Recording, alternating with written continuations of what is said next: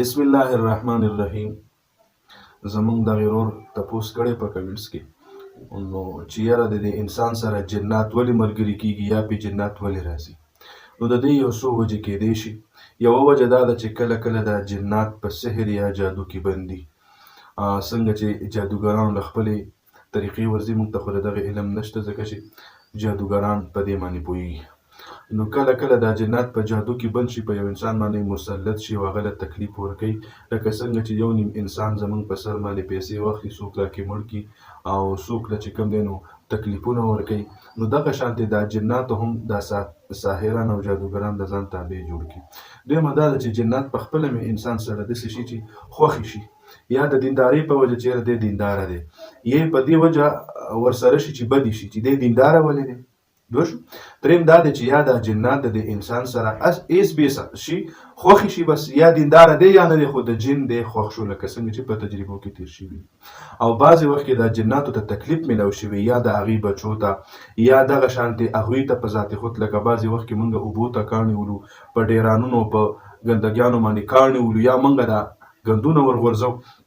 نو بعضې وخت کې دوی په دې کې پاتې کېږي، هغوی په هغوی باندې ولګي، تکلیف میلاو شي، نو بیا د دغه انسان سره دا ملګري شي. اوس چې زه دا کوم په سوال کې به سوال پیدا کېږي چې یاره مونږ خو جنات نه یو، نو هغه مونږ ایني. لکه جن دې ته وایي چې دی به د جن معنی هم دا ده چې دی به بل ایني او دا جن به څوک نه ایني. د جن معنی دا ده، جن څه ته وایي؟ جن دغه ته.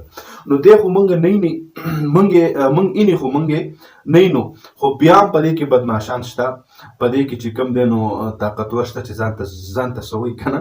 نو کله کله په دې وجه ورسره شي انسان سره چې لکه دلې تکلیف ورکړي. ټیک شو.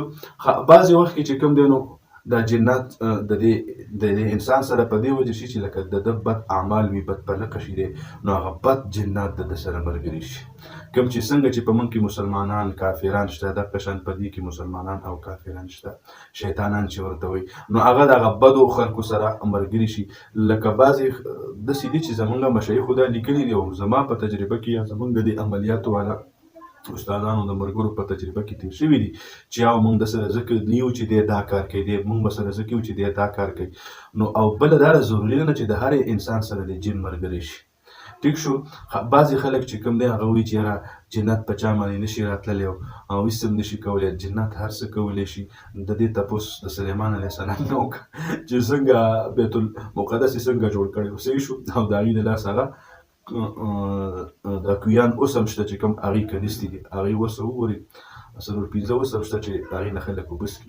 بهر کې په دا هر څه د الله د ارادې نه بغیر مخلوق هېڅ هم نشي کولی، که هغه جنات دي، که انسانان دي، او که هر څه دي، هغه بېله یو خبره ده. نو جنات د انسان سره ملګرتیا سحر جادو په وجه یا ورته څه تکلیف رسولی، یا د دې جن دی خوښ شي، یا دیندار یا غیر، چې هر څه یې خو دی وایي چې یاره لکه څنګه چې موږ دلته کې دغه کې حاضري وکړي، نو زه ځکه ورسره یم چې دا چل شوی دا چل شوی دی. بعضې وخت کې جنات دروغ هم وایي، بلکل موږ پرې دلته تجربه وشوه. او بعضې وخت کې رښتیا هم وایي، څنګه چې موږ بعضې وایي یاره جنات دروغجن دي. نه، په جناتو کې ډېر رښتیا ویونکي هم شته، څنګه چې په موږ مسلمانانو کې دروغجن هم ډېر شته دی او د رښتیا والا هم شته دی.